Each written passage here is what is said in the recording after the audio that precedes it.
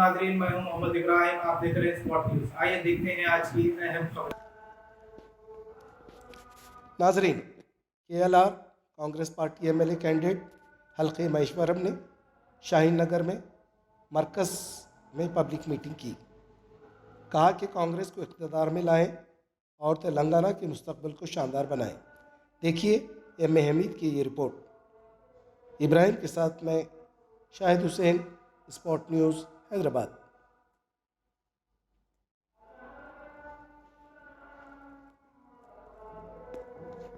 तेलंगाना की है यही पुकार, अब तो तेलंगाना की है यही पुकार।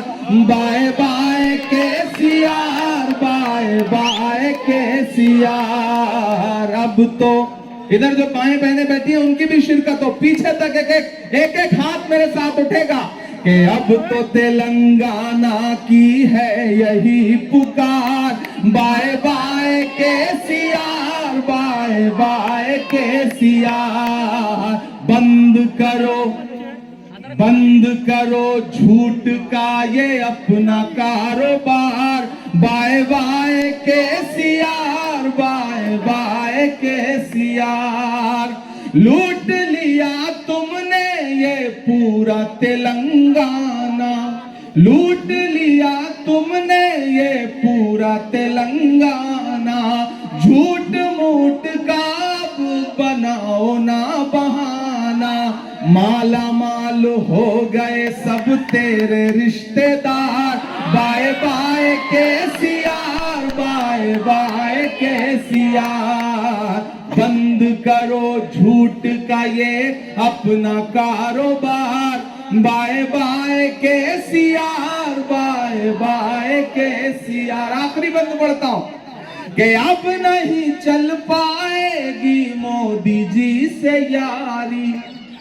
अब नहीं चल पाएगी मोदी जी से यारी।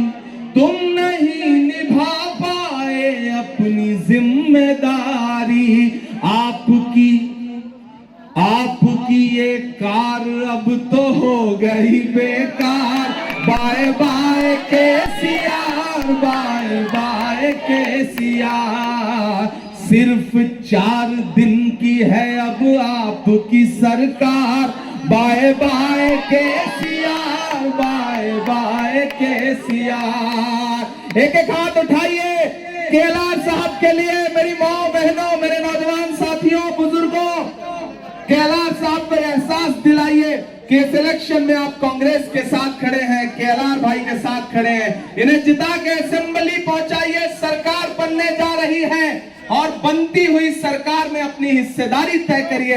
इंशाअल्लाह आने वाले दिनों में चाहे वो उस्मान नगर का इलाका हो या आसपास के इलाके हो, इन इलाकों की जो मुश्किलें हैं KLR साहब के साथ मिल करके पर्सनल तौर पे मैं अपनी हुकूमत से लड़के काम करवाने का कोशिश करूंगा। बहुत शुक्रिया, बहुत मोहब्बतें। आज जलपल्ली में बहुत बड़ा जलसा हुआ है। अभी बड़े बड़े लोग आ चुके हैं और जाफर जावेद साहब और उनके फादर भी, अमीर जावेद साहब भी मौजूद थे और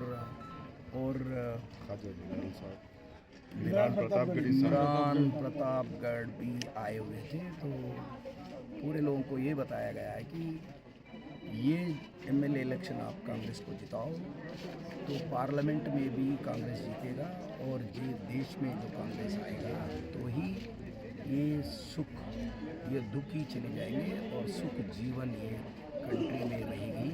अदरवाइज़ ये डिवाइड करके, ये लड़ाई लगा के कि भाई वो जीतना चाह रहे हैं, अपन उसमें ट्रैप में मत जाए।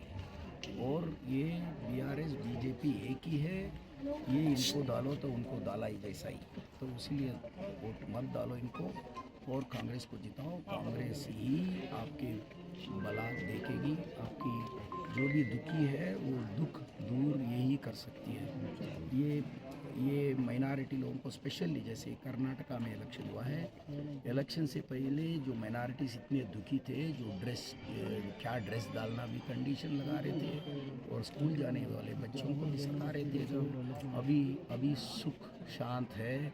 वो BJP को हटा के कांग्रेस को जिताने के बाद यहाँ भी यही हाल होगी अगरचा अपन सोचे नहीं तो। अभी तो सोच के हर मुसलमान कांग्रेस को जिताने के लिए जो अपील करके गए हैं, तो ये मैं उनको थैंक्स बोल रहा हूँ कि भाई यहाँ स्टेट में भी हर जगह घूम रहे हैं और कांग्रेस को जिताने के लिए। और उनको मैं हमारी पार्टी की तरफ से, हमारी टोटल कॉन्स्टिट्यूंसी की वोटर्स की तरफ से मैं उनको शुक्रिया अदा कर रहा हूँ। सर, आवाम से मुलाकात की तो सबसे बड़ा मुद्दा जलपल्ली में आपको क्या लगता है? जलपल्ली में हर आदमी दुखी है। ये एमआईएम की म्यूनसिपल चेयरमैन है, उनका कमेटी चला रहा है और एमआईएम बीआरएस अलाइंड है, तो ये दोनों रहने के बाद और ये मंत्री जी भी है, ये लोगों की दुखी दूर नहीं कर सके हैं, तो इसलिए इन्होंने कांग्रेस को ही जिताओ, इनको हटाओ करके हर घर में हर अम्मा हर बॉब हर आदमी ये सोच रहा है आज। बोले तो इधर बीजेपी तो एक वोट भी नहीं गिरेगा, बाकी का जो है बीआरएस और कांग्रेस, बीआरएस को 10% भी गिरे तो बहुत ज़्यादा हो गया। वो भी मैं पूरे अपील कर रहा हूँ कि भाई वो 10% लेना दे, कि इसीलिए कि दूसरी जगह पर जब बीजेपी को अभी तो बीआरएस 3rd प्लेस में चले गया है कॉन्स्टिट्यूंसी में, तो अभी हमारे से फाइट चल रहा है तो बीजेपी से ही चल रहा है। सो द बीजेपी अगर ये वोट डिवाइड हो गया तो बीजेपी को बेनिफिट होता है, इसीलिए मुसलमान पूरे यूनाइट